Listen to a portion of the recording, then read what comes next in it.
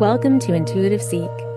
My name is Mary Treen, and as an intuitive guide, energy healer, and meditation teacher, I aim to bring you a grounded approach to all things energy and intuition.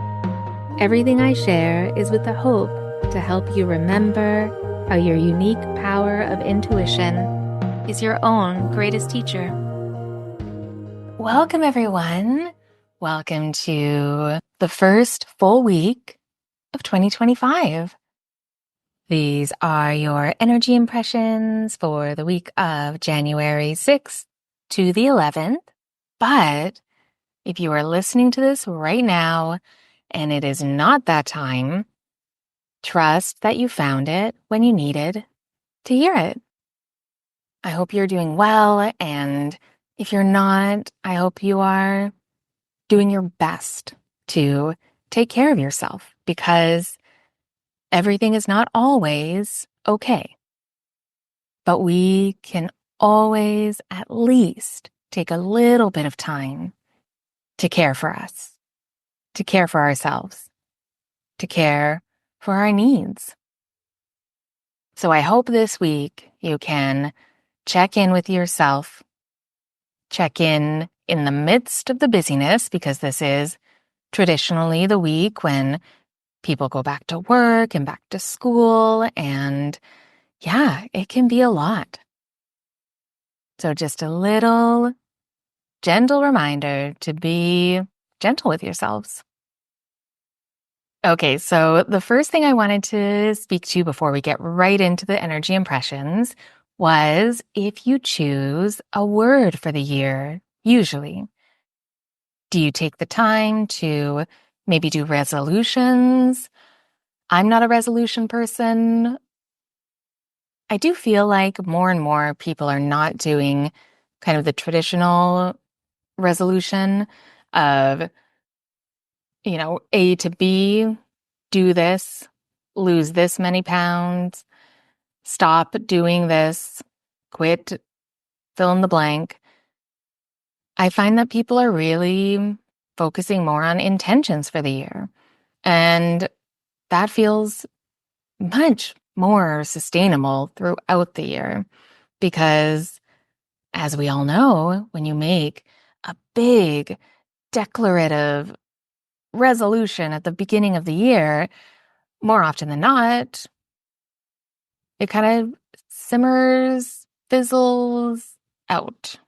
Simmers and then fizzles out before usually like March, right? So this year, I hope that you were able to make some intentions, or at least thinking about it. The spring tends to be kind of the new year feeling for me, and then also September, but that's a ways away. So we'll stick with the spring. Astrologically, that is the new year. Aries is the first sign in the zodiac, but also Lunar New Year. That is right before spring. But the new calendar year is a great time to start feeling into how you want to experience the new year, what you want to do and feel, what you want to let go of, what you want to give to others. There's so many ways to set intentions. But one great way, if you haven't been able to fully flesh it out, is to pick a word that you can keep coming back to throughout the year if you feel maybe a bit of confusion or uncertainty, or you get a bit kind of turned around. When you come back to the word that you chose, that can help you anchor and kind of ground back in to where you are, to the present, to what you desire, and what you were already feeling at the beginning. But having said all of that, I have not chosen a word yet. I did write many different intentions on how I wanted to feel and what I wanted to contribute and let go of and all of the things. But I didn't pick a word yet. It didn't feel time. So for me, I'm going to check back in mid-January But I wanted to share the ones that I chose the past few years. So starting in 2022 is when I really focused on what my word was. And in 2022, I chose or was guided to choose because I like to connect to my intuition and be guided to what the word is for the year for me. And in 2022, it was wild trust. And if you have been listening to me or kind of in my sphere for the past while, you'll know that that is a really important kind of phrase for me. That year helped me to wildly trust myself through a lot of different challenges. And yeah, it became a year where so much was expanded in my work and in my personal life and my creativity. I really trusted myself more than I ever had before. And the wild for me meant to not overanalyze, to not overthink, to not put constraints on what I was feeling guided and pulled to do, on my inspirations, to trust myself wildly and see what happened. And so many beautiful things happened that year. It was a really, really big year. And then in 2023, my word was very different. It was harness, but not like a material harness, but the action to harness. And it was true.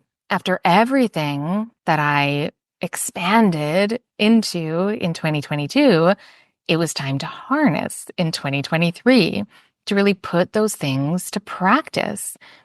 2023 was the year that I started doing my live meditations on Insight Timer, and that was so new and I continue to do now, but it was the end of 2023 and then all of 2024. It was one of my absolute favorite parts of last year was connecting with the community there. And I've met so many amazing people that have worked with me one-on-one. And yes, talk about opening up by harnessing in. It was, yeah, such a true word for that year. And then last year, my word was wonder. And that felt like as much as possible for me to look at my life and the world around me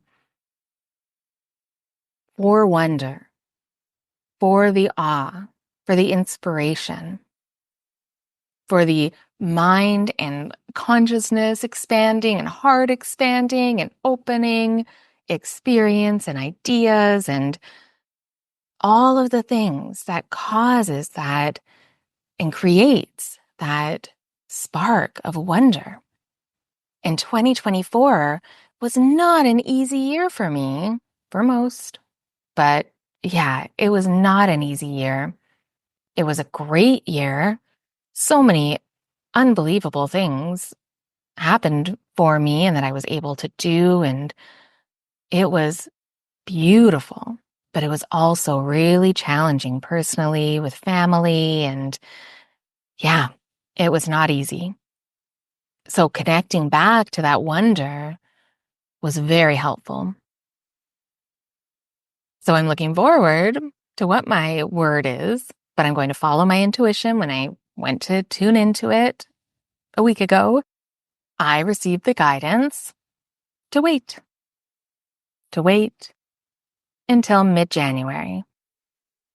I was, yeah, like 99% sure that wait was not my word. Maybe there's something there, but I don't believe so. So I'll check back in 2 weeks and we'll see what my word is. But since I hadn't chosen a word and, the last 3 years of words have been really helpful and supportive, I finally got back to my Instagram and I asked people if they chose a word. what their word was for 2025 to inspire me, but also anyone else who was watching. And I would love to share them with you so that they may inspire you as well to choose one if you haven't already.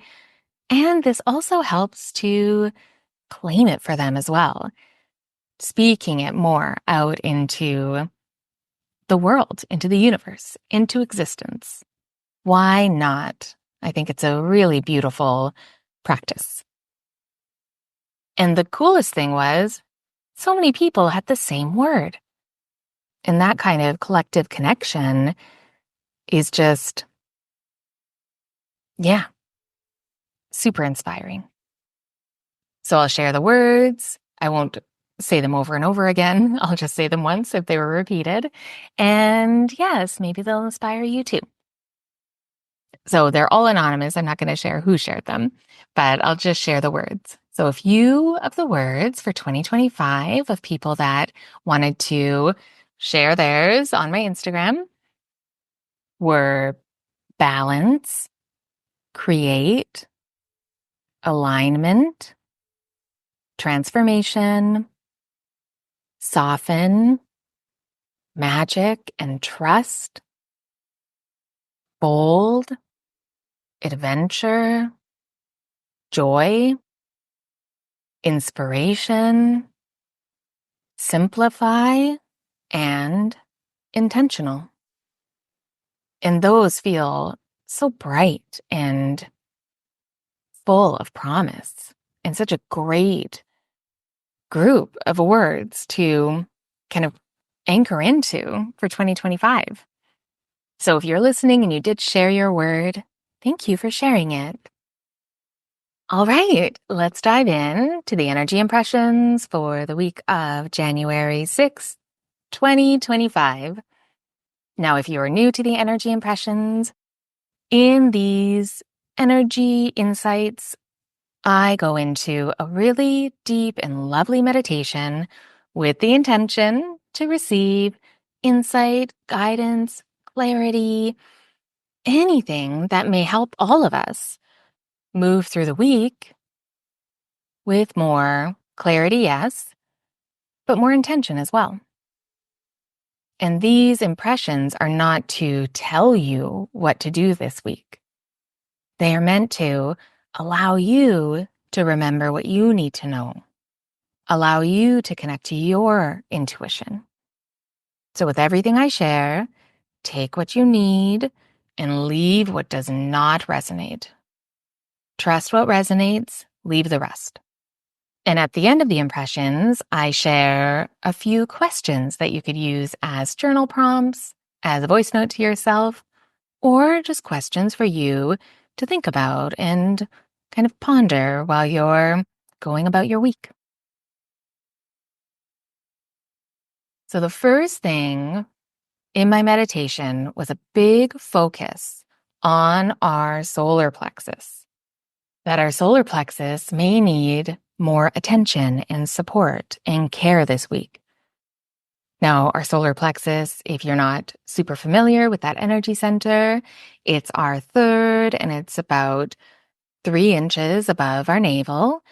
And the energy we hold in our solar plexus is where we can connect to our power, where we hold our will and our trust. It's that vital power of ours that helps us feel more clear and confident in our decisions and helps us connect to that feeling of fearlessness, where we can be seen comfortably and want to be seen in who we are, in our authentic light. And the beautiful part of our solar plexus that I love is that when we breathe deeply into our diaphragm, which is within and slightly below our solar plexus, it expands. And that helps to create so much space in our chest, in our heart space.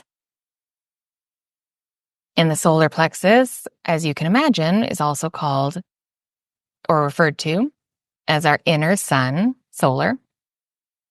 So this feels like when we take a nice deep breath from our diaphragm, that helps the energy of our inner sun to really open up more space for our beautiful heart energy to flow. So this week, how can you care for your solar plexus? Often when we need care, we can be feeling maybe some anxiety or tension in that area, in our stomach, basically. We can feel indigestion or just unease, often even acid reflux when our solar plexus is asking for us to pay attention. So there are many things you could do. I really encourage you to follow your own intuition. But if you do feel called to, you can listen to my Reiki healing meditation. That's free on Insight Timer. I'll put a link. I believe I also have it on the podcast feed, so I'll put both of those links in the show notes. But yes, it's a really lovely, short, guided meditation where I guide you to a quiet, wordless space. So only the meditation music is playing. But in that space, I have a system with my Reiki healing, so the universal energy healing. There's a system within that where I can hold it in the recording. And don't worry too much about how that works or what is happening. If you feel curious about it and that resonates with you, what I spoke to about the solar plexus, everything that I shared about the energy we hold there, if it feels like you could use some help with those things, then yeah, just put aside, I believe it's like 12 minutes maybe, and see how you feel before and after. Because it definitely will not hurt you. So if you're unsure of how it's going to help, just try it and see how you feel. Because I know that for me and for many, it has been very helpful. So this week is about your solar plexus. So pay attention. What do you need? What does it need? And what can you do to really help listen? What kind of care is it asking for? Okay. And then, and this feels very connected to the solar plexus as well, so maybe just an extension of it, but the words be brave, those appeared. And I love that it was brave, be brave that came through and not just courage, even though courage is important. But it felt like a specific message that some of us may need to remember about the difference between bravery and courage. So for me, it does feel like bravery is the action. Bravery is the thing that you do in spite of all of the things that tell you you shouldn't do that. Now you can kind of hold the courage to be brave, but to actually be brave is to take that leap, make that phone call, send that email, start that YouTube video, share that YouTube video, start your podcast finally, share a picture that you drew or took or made, share something about yourself to someone else that you haven't shared yet. To be brave is to be vulnerable because you don't know if you can do it. You don't know if it's going to work out. And it feels like the energy of our solar plexus That helps us be brave. We can use our inner sun, that energy we hold, to help us move with bravery. So, something to think about. Where do you need to be brave? And if it is you that needs to remember this, you know. You know where you need to be brave. And I hope you can be. And it may not be specifically this week. It might not be this week where you are to be brave. But this may be the week where you really start to connect to it and you get extra close to it and you are seeing and feeling what that may really be like to be brave. And then in the meditation, it started to feel like I was getting kind of a headache or that tightness of a headache that's usually caused from like dehydration. And I didn't have a headache going into it. So I knew that this was something that I was connecting to in the meditation and feeling more into it. It did feel like this week, it may be really helpful always, but definitely this week to stay extra hydrated. But even the metaphorical kind of symbolism of that, to make sure that you're going to places with people as much as you can control where you're being watered and nourished and filled, to not go somewhere where it feels like that well is dry. But that could also be a project. So making sure that whatever you do this week is not going to dry you out, take all of that beautiful, life-giving water out of your body. No, we want to be plump and flush and really full.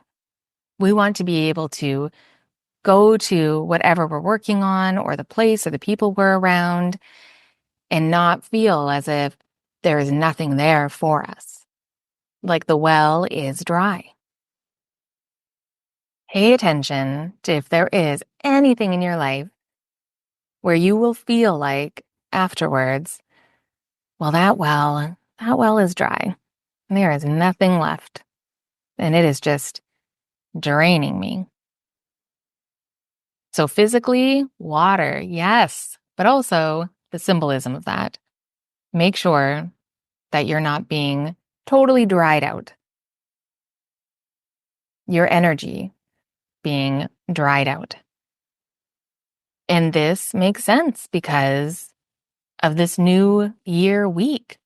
This is the one, right? Where I said before, we tend to start things this week. This is when people are back to work. People are going back to school. Life resumes away from the holidays. So you could be feeling really drained, really dry. And I know some people do dry January. I don't drink alcohol anymore, but I don't think it has anything to do with that. If you're doing a dry January, stay dry, drink your water. But it's more about, the symbolism of just dry well and making sure that you are having enough water, that if you get a little bit of a headache, have you been drinking your water? It just feels like we need it. We need it. And then that also felt extended to being in water and near water. So for some of us, making space for a bath or maybe more showers. Maybe have time for a longer shower when you can. Swimming if possible. Allowing water to nourish us and nurture us in different ways this week felt really helpful. And if any of those are just not possible for you, something that's quite lovely that you can do, and it's short, does not take time, like a couple of minutes, maybe even a minute, 30 seconds, is to hold your hands under a warm tap, but not with the intention to wash anything or even wash your hands, going to the sink for the sole purpose of running the warm water, holding your hands under it for a few moments, maybe even closing your eyes, and having a few of those moments of connection and care. And we don't want to be running water all the time, but this is only a few moments, probably not even a minute. It's a great thing to do in lieu of, some deep breathing or a quick walk around the block if you don't have time for that. Take a few moments for yourself. Go to the washroom, which is nice because then you can be alone, and run your hands under the warm tap for a few moments and just be cared for. So simple, but it can really help. So just a little practice. If it resonates with you, give it a try. Okay. And another thing that I experienced in the meditation was the image of writing something down and then erasing it and writing something else. Very quick, very simple again, but this felt like a message for some of us that we may need to remember about what needs to be corrected in our lives. Maybe, do you need to be corrected? It felt like this is a time for second chances. And at the same time, it also felt like be cautious of when you are feeling overstimulated, because then we may miss those second chances. So that warm water, very quick exercise that I just shared is maybe the perfect thing to do when you are feeling like so much is being given to you by images, information, emails, requests, all of the things, questions, overstimulation, taking in so much information. It can create a lot of excess energy in our system, which is not necessarily helpful. So a way to kind of clean that up is to take time to do little practices like the warm water under the tap, but also just the simple act of closing your eyes, feeling calm, or remembering what it feels like to be calm. That can help you pay attention to what you discover or the opportunity that may come for something that needs to be corrected. And it doesn't feel like a mistake was made. It feels like things are different. So something may need to be changed. What needs a second look or a second chance? That's the insight. All right, and before we get into the animal that came through, and then we'll get into the questions, the last thing before the animal that I experienced during the meditation was a strong sensation of needing to sing. A lot of music, a lot of breathing into the diaphragm, connecting with your solar plexus, and allowing your voice to be heard. But it felt like the most important person to hear it is yourself. So if this resonates with you, try to sing this week. Sing in the shower, sing in your car. Just sing, but don't hold back. Sing the wrong note. Sing in a way that you feel is terrible. Allow yourself to just release the sound that is waiting.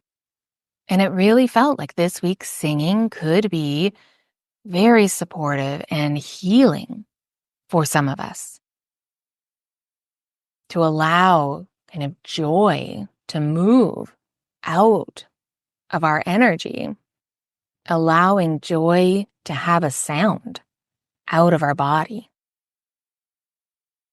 So if you're connecting to that, I hope you do. I'm going to. So that is on my to-do list for sure. And the animal that came through, the animal that will inspire us, the animal that can offer us insight into what we need to remember or connect to for the week, is the zebra or the zebra. Canada, we say zebra. I'm pretty sure. I mean, I say zebra, so we'll go with zebra.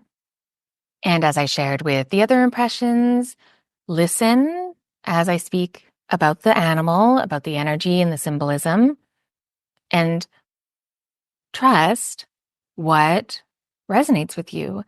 Trust what word connects with you or inspires something or helps to remind you of something. So it may not be everything, but trust what does resonate. So the zebra represents the energy of balance, communication, joy, releasing your inner critic, community, self-confidence, empowerment, harmony, staying grounded, intuition, clarity, and determination. And I wanted to share this excerpt from Animal Speak, Ted Andrews' book, for additional insight. Zebra energy will help you to take the apparently conflicting parts of your personality and weave them into a pattern which is unique, distinctive, and beautiful. Zebra helps you connect to the artist within you and can live in harmony with the business person, the spiritual explorer, the decision maker, the dreamer, the practical goal setter, neither overpowering the other, each retaining its place of importance and full expression. The balance. Zebra helps to teach us to honor the black and white sides of ourselves, the contrast, but without compromising into a dull gray. To help us seek out others who are like us, finding comfort and company in groups while maintaining our own unique identity. Our pattern of stripes, like a fingerprint, unlike any other. This combination of individuality within community will be a very powerful force in your life. And reconnecting to that zebra energy, for me, it was so on point because this week is the first meeting that I have with a new creativity writing group, where I'm going to be meeting with them 3 times a month until December. Because I have 2 writing projects that I'm hoping to actually complete this year. One is a full writing book, novel. We'll see how long it is at the end. And the other one is a bit of a different writing project, but both of them are something that I'm excited to share with all of you. In this new group that I have committed to and signed up for, I am really looking forward to being in. And this is reminding me that in groups, in community, we can still be connected to our individuality. That the combination of individuality within community, that's the most important. And if you have maybe always been in groups, maybe this is the year where you focus more on your individuality. If you are not a joiner or a real participator as much, not as much of a group person, that's more me, then maybe this year try your hand at maybe looking into more of a group or community or something that may feel outside of your comfort, but could be extremely helpful and expanding to your life. I hope the zebra inspired you to remember something that you needed to do or say or focus on. Well, I hope that these energy impressions helped to inspire you and helped you remember maybe something that you had forgotten and something you already knew. And here are the questions that I spoke about earlier. Now, these can be journal prompts. You can physically write them. You can say the answer and kind of ruminate on them in a voice note to yourself, or you can even just think about them. Choose one or all or none. Really trust what resonates, as always. So the first question that you could ask yourself for this week would be, what needs a second look or a second chance this week? Is there anything that needs to be corrected? And then a second question could be, describe in detail, what does joy feel like? What does joy feel like in your body? Describe all the details to the smallest detail. What does joy feel like for you? And then a final question for the week could be, what is your word for 2025? Allow your intuition to guide you to the word. And then when you get the word, trust it, don't overthink it, and then detail, write down, think about, speak to your voice note, detail all the things that that word means to you. What does it bring up? What does it remind you of? Everything and anything, any detail for that word, because that will help you connect to it more. And if you want to share it with me, I would love to hear it. Feel free to share your word with me. It will help you claim it a bit more. Well, thank you so much for listening to this episode of Intuitive Seek. I would love to hear, as I said, if you resonated with the energy that I'm feeling. And if you have any thoughts or questions, please do not hesitate to send me a message through my website, treenlight.com, or through my Instagram at treenlighthealing. And if you're curious about working with me, I offer so many different ways to support you. So you can go to the links in the show notes and you'll see the different links and you can click there to explore. Hugely appreciated if you subscribe wherever you get your podcasts or follow. And if you feel called to give some support, please share this episode with a friend, or you could leave a review. I really appreciate it because it helps other people find this podcast, and it doesn't cost you a thing except a little bit of time. So thank you again. Be kind to yourself, and I'll talk to you next week.